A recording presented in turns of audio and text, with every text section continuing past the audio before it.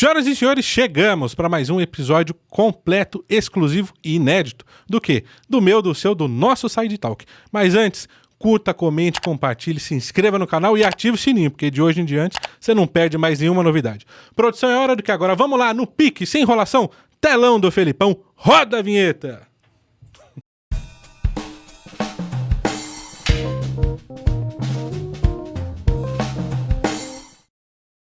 Olha, o convidado de hoje é comunicólogo, fonoaudiólogo, preparador vocal, é um dos caras mais renomados na área dele, jurado do Canta Comigo da Record TV, fundador também da escola de música La Musique, ou La Musique, não sei se francês aí tá meio... né? E que foi eleita por 2 anos consecutivos a melhor de São Paulo, não à toa, com o profissional que está por trás dela. Então, senhores, recebam com aplausos Diogo Tornilli. Obrigado. Muito obrigado por essa apresentação aí. Fenomenal. O convidado faz jus. Obrigado.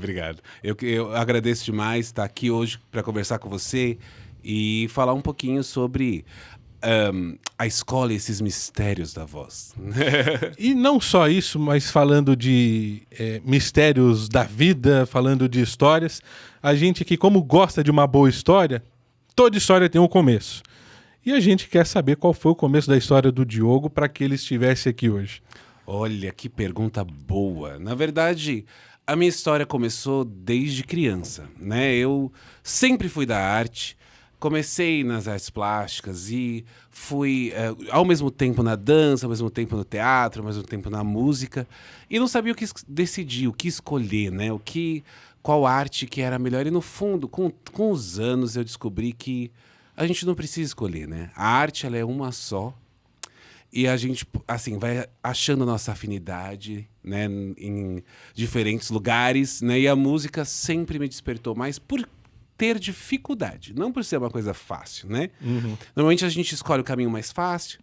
E eu escolhi o caminho mais difícil, na minha opinião, que era o que eu tinha mais dificuldade de cantar, entender as notas, como que eu conseguia melhorar a minha voz, colocar o melhor lugar dela. E com o tempo, com os anos, eu fui vendo que a música me despertou esse fascínio pela dificuldade. E fui investindo nela, né? Agora, da música, de ser cantor até fonoaudiólogo, comunicólogo, preparador vocal... Aí é uma outra história. Eu sempre achei que estava desconexo, né? Porque primeiro eu fiz artes plásticas, me formei em artes plásticas. E fiz meu ateliê, comecei a trabalhar e vi que estava solitário. Eu gosto de socializar e eu vi que, assim, todos os dias ficar naquele momento solitário ia me deixar estava me deixando um pouco... isolado do mundo, e eu falei, vamos fazer algo que seja mais social. E aí resolvi ir pro teatro, resolvi que a música poderia ser um caminho, então aí eu gravei meu primeiro CD, tive música na novela, e acabei achando muito legal essa história de ser cantor, né? Só que, com o tempo, eu falei, poxa, cantor, a gente canta tanto, a gente tem tanto show, é uma vida tão desregrada, né, cantores. E aí eu percebi que não era bem aquilo que me satisfazia mais. Eu já estava cantando em trio elétrico, já estava fazendo bastante coisa. E aí eu percebi assim, poxa, eu quero ter filhos, né, porque eu tenho 2. Eu falei, quero me estruturar, quero algum tipo de rotina. E aí, por um professor de canto, né, me sugeriu, por que você não experimenta, né, dar aula e tudo? E assim comecei a dar aula de canto. E dessa aula de canto, eu fui pegando gosto, né? Eu percebo que trabalhar com voz é algo que não me dá... Eu não fico cansado, né? Eu sou bem workaholic nesse sentido. Porque quando algo dá prazer, a gente não sente, né? Sim. Como estar aqui hoje, por exemplo. Então a gente não sente como um trabalho, não sente como algo cansativo. E eu fui começando a dar essas aulas de canto, fui me interessando cada vez mais e resolvi estudar porque eu sou extremamente nerd. Olha só, e até pegando isso como gancho, falando de escolhas, por exemplo, você citou que tem 2 filhos. A gente, quando criança, tem aquelas profissões triviais. O que você quer ser? Quero ser médico, quero ser jogador de futebol, enfim. Mas O que de fato ali... Qual foi o bichinho ali que te picou, que você falou, música é a minha vida? Olha, bom, quando eu era criança eu queria ser veterinário. E aí eu vi que eu tenho muita dó dos bichinhos. Eu tentei, assim, até me enveredar pra isso, mas não aconteceu. Agora, o bichinho da música, ele me picou mesmo quando eu estive no palco a primeira vez, né? Quando eu vi o público, aquilo me estimulou muito. Aquele friozinho na barriga. Exato. Aquelas borboletas no estômago, como diria Cher. E, na verdade, aquilo me pegou e eu resolvi investir nisso. Mas é engraçado que esse bichinho da preparação, o bichinho do backstage, também me pegou, né? Me pegou até mais. Hoje eu falo que eu tenho muito mais prazer em ver uma pessoa que eu preparei no palco, fazendo, executando as técnicas e os ajustes que a gente conversou, do que eu mesmo estar lá, né? Então eu acho que é interessante porque dessa preparação, dessas aulas de canto, para eu chegar na fonoaudiologia, foi isso, pelo estudo, né? E isso foi criando esse conceito diferente, de trabalhar a voz por completo, né? E você, antes de chegar nisso, cantou, gravou até CD. E falando de improviso, será que a gente consegue uma palhinha aí de um sucesso do Diogo? Eu tenho uma música chamada Brancarana, que é de composição minha, que fala sobre as diferentes etnias, as diferentes do nosso Brasil, né? Então acaba sendo uma música bem atemporal, digamos, olha lá, eu já puxando para outra música. E chama Brancarana, que é assim, Sou brancarana, sou mulato, sou negro, amarelado, acastanhado, eu sou brasileiro. Sou brancarana, sou mulato, sou negro, amarelado, acastanhado, eu sou brasileiro. E tem um monte de coisa. Olha só, quem sabe faz ao vivo, né? E assim, a gente sabe que bastidor rola de tudo. Uhum. Né? Tanto as boas coisas como as não tão boas assim. Mas como a gente aqui gosta de falar de coisa boa... Ah, que bom. O que você lembra assim, de alguma situação inusitada, alguma história engraçada na época que você cantava, que você foi gravar? Que você, quando te fazem essa pergunta, é o que vem na tua mente? Olha, tem algumas, né? Eu vou falar... Eu cantei no Patativa uma vez. Lembra? Patativa não existe mais, né? Era uma casa enorme. E foi no Dia das Mães, então tinha 9.000 pessoas.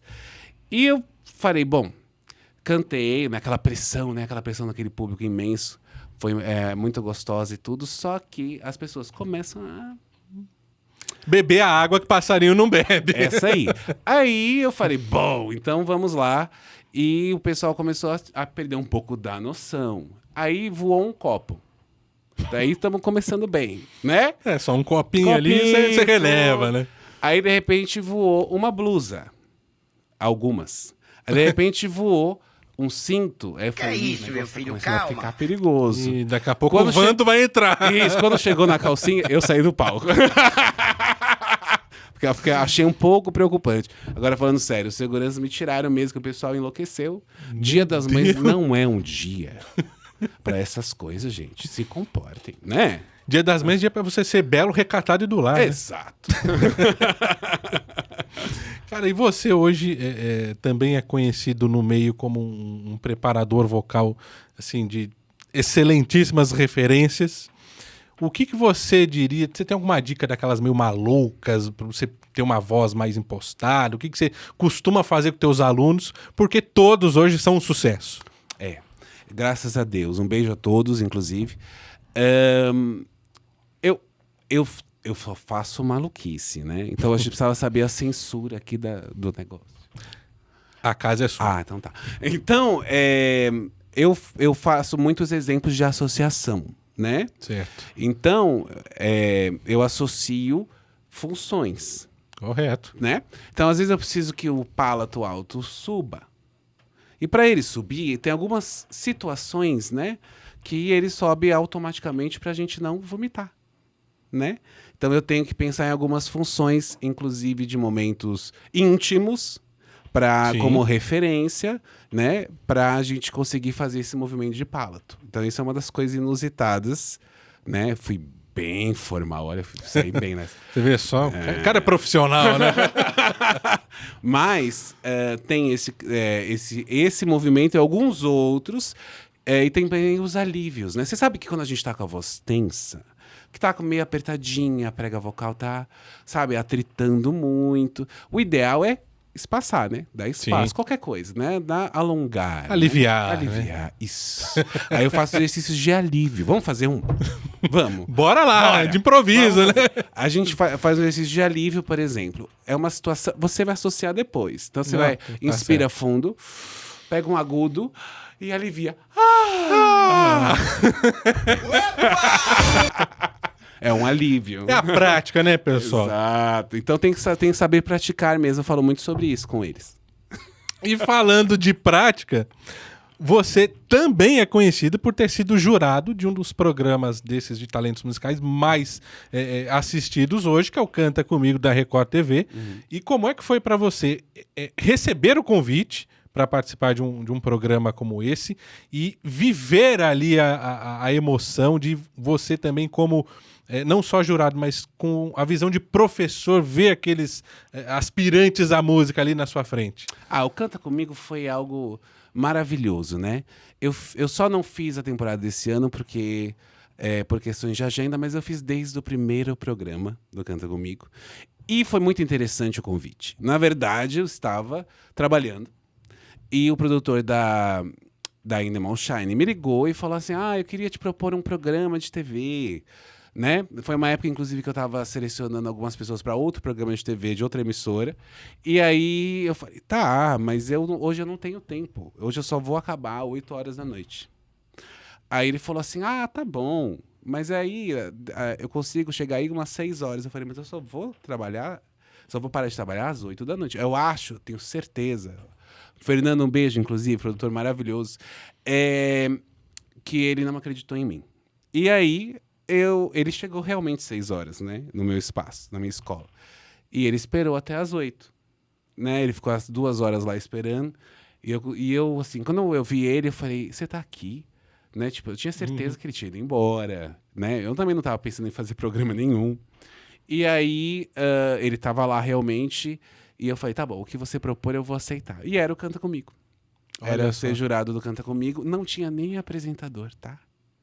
Quando ele me convidou. Foi convidado nos primórdios ali, no bem recém-nascido programa. Né? Então por isso que eu sinto Canta Comigo como um filho, porque ele estava antes de ser aprovado, antes de ter emissora, antes de ter apresentador. E aí, com certeza eu aceitei. Foi ótimo desde o primeiro dia, né? Um beijo a todos os jurados, que até hoje sou amigo da maior parte deles, né? Porque foram muitos anos mesmo, né? Sim. Foram de adulto 4 temporadas, 3 temporadas de teen e o Canta Comigo Colômbia, né? Então Olha todas só. essas temporadas é bastante tempo, porque realities em geral a gente grava muitas horas, né? Então assim, um dia de gravação são 8 horas, né? 8 horas juntos. Então assim, ou a gente muitos amores e desamores, ou se não aí que o programa sai. Tem que minimamente conviver ali, porque você fica mais lá do que em casa. Sim, e aí esse ano foi inviável por isso, né? Eu resolvi focar mais nos meninos, né? Nos cantores, focar mais no trabalho com gravadoras e produtoras do que ficar gravando um programa que realmente é muito desgastante. Na verdade, até vou contar uma coisa. No último programa do adulto, eu tive uma crise de burnout, né? Porque eu não estava conseguindo manter a agenda, né? E fazer as gravações. Muita responsabilidade, muita coisa por uma pessoa só, né? E aí, depois disso, eu mesmo decidi que não dava mais para continuar no programa, porque não posso abandonar os cantores, né? Não tem como. Na verdade, você não pode se abandonar, né? Então aí eu falei, bom, acho que é melhor a gente dar uma paradinha por enquanto, né? Então, quem sabe ano que vem eu me anime, né? Convite aí, fiquem à disposição. Eu acho que uma coisa que também deve ter te marcado, não só pela experiência de ter sido convidado ali no nascimento do programa, foi ter feito com o nosso saudoso Gugu. Com certeza. Como é que foi você receber a notícia de que o apresentador seria ele e de gravar com ele ali? Olha, foi... Eu sempre quis conhecer o Gugu. Agora, eu vou falar a verdade, nunca tinha conhecido ele. No dia que eu conheci, né, no primeiro dia do programa, ele tinha uma humildade, parecia que ele era seu amigo, sem você nunca ter visto ele, né? Eu acho incrível o carisma que ele tinha. Uma energia leve, né? Leve. E sempre muito profissional, né? Sempre assim, ele seguia o roteiro exato. Então a gente sabia 3 dias antes o que falar. Então era impecável. Na verdade, eu só ouvi o Gugu gaguejar uma vez, foi com o meu nome. Então eu até costumo falar, poxa, bem com o meu nome, mas ele regravou. Foi a única coisa que ele regravou. Em 2 temporadas que eu fiz com ele, foi a única coisa que ele regravou, foi o meu nome, né? Tinha que ser. Mas foi uma experiência incrível. Ele sempre foi muito solícito. Então ele fez questão de tirar foto com os 100 jurados. Né? Ele falou, eu vou ficar lá, a gente tira foto com cada um e conversa com cada um. Então ele fazia questão disso. E isso era um diferencial. Eu aprendi muito com o profissionalismo do Gugu mesmo. Né? O fato de o Goiabinha vinha e falava, o Gugu vai passar aqui, vai falar tal coisa, não sei o quê. E eu já tinha recebido o roteiro. Né? Isso depois virou um grande improviso, as outras temporadas. Não desmerecendo os estilos, mas... Foi importante, inclusive, para entender esses dois cenários. Você acaba entendendo ali como fazer, qual que é o estilo, qual que é o jeito. Vocês acabam se conversando entre as falas, você entende o time de um do outro. Isso é muito bom. Inclusive, em relação à análise, como você perguntou, né, como professor, foi também um aprendizado, como né? Toda vez que eu escuto uma pessoa cantando, para mim é um trabalho. Porque eu estou analisando, estou pensando, estruturando, cantando ou falando, né? Mas mais cantando, porque é o foco principal, né? do meu trabalho diário. E eu consegui aprender muito. Então, eu sempre agradeço muito, porque o dia que a gente aprende algo, né? É um dia que é inesquecível. Então, se a gente pode aprender todos os dias, a gente tem uma vida... só de momentos inesquecíveis, né? Então é importante você ser multiplicador, né? Isso. Então é bem importante aprender essa análise. Vou te contar uma coisa. 2 temporadas eu não consegui não apertar o botão.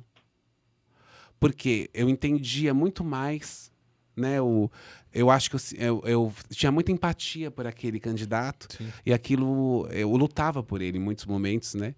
E aí deixei de apertar 2 vezes. E foram as vezes que foram pro ar e falam disso até hoje. Olha que incrível, né? Até hoje eu me sinto mal, né? De não ter apertado o botão 2 vezes. Aí depois, na terceira em diante, eu resolvi que ia ser ruim. Mas eu não consegui. Né? Não tem como. Você, às vezes, o teu lado pessoa acaba... pulando um pouquinho mais, porque você sabe que ali na tua frente não é só uma pessoa se apresentando. Não. É um sonho de uma família, é o sonho de uma vida, é uma realização de estar ali naquele palco com 100 pessoas olhando para ele, e a hora que ele fala, canta comigo, que ele solta a voz. É muita responsabilidade apertar o botão, na minha opinião, né? Então eu costumava sempre apertar e apoiar muito o candidato, no máximo que eu podia. Lógico que nas finais tudo muda, né? Porque na final a responsabilidade é maior. Semifinais e finais a gente tem que analisar, né, o máximo possível, mas realmente o coração sempre fala mais alto. Pelo menos comigo, né? Pelo menos comigo. E falando em coração falar mais alto, você dos botões que você já apertou, qual foi aquele que você se sentiu mais realizado? Falei, esse cara merece de verdade. Ai, foram tantos, é até difícil. A Ana Mars, ela cantou lírico, foi lindo. A Débora Pinheiro. Débora Pinheiro é uma amiga, inclusive, há pouco tempo foi aniversário da escola, ela gravou um vídeo lindo a respeito da escola, de tudo. Ela é a primeira ganhadora do Canta Comigo. Né? Então, foi o botão, acho que com mais realização, porque até hoje, né, eu sinto que eu tô com o botão apertado para Débora. Porque ela canta divinamente e é uma pessoa incrível. Né? Segue se desenvolvendo, né? Exato. Então, eu acho que Mas foram muitos botões, meninos, desculpas de não falar de outros. O HD não tem tanto espaço para Exato. lembrar de tantas temporadas, mas tenho certeza que todos foram especiais. É. Você nutre um carinho por isso, por ter feito parte de alguma forma. Uhum. Porque para a pessoa que está ali com 100 pessoas na frente dela, tem aquele... Fica apreensivo, né? Será que ele vai apertar o botão para mim? A hora que aperta, que vê aquela luzinha acesa... Na verdade, essa sensação eu acho que é o mais legal, quando ele vê que a sua luz está acesa e ele interage com você, né? Eu acho que é muito incrível. E todos eles sempre agradecem muito, né? Então eu acho muito gratificante esse momento que eu passei. E é muito legal também ver a reação deles, sim. Como tem vezes que eu apertei sim o botão para ajudar sim o candidato, porque ele estava com dificuldade, sim. Porque eu sei que tem gente que nem o Robson, que não aperta o botão nunca, que vai fazer essa parte, então eu fico despreocupado. Só que na última final que eu fiz do Canta Comigo Team, o Robson estava com Covid. E me colocaram para sentar no lugar do Robson. Aí pegou a energia. Né? Nada, eu apertei o botão do mesmo jeito. Não muda, né? Não muda.